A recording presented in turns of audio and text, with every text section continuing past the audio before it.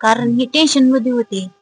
मग आम्ही समजूत काढली, त्यामुळं असं वाटलं नाही ना लेकरांना खायला हे आणलं त्यामुळे. वाटलंच नाही की असं आत्महत्या करते, जर एक प्रकारचा त्याग करते असं वाटलं नाही.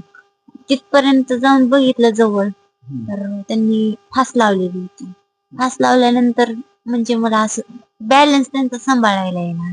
मग मी आमच्या दिराला तितक्यात हाक मारली, ही ओबी म्हणणार तर काहीच नाही, भाऊजी तुम्ही पळत या. माझ्या एका आवाजात तर ते तिथवर पळत आले. पळत आल्यानंतर बघितलं तर ते जाग्यावरच गेलेले होते आधीच.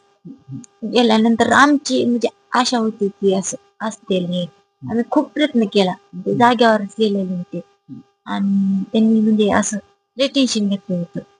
जवळपास आमच्यावर नाही नाही म्हणलं तर 20 लाख रुपयाचं कर्ज आहे. आहे.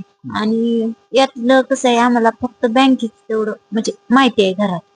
आणि असं हे कुठून आणलं, कसं भागवलं ते त्यांची त्यांना माहिती होतं. मग आता हे कर्ज आणलं होतं ते आम्ही पिकावर आणलं होतं.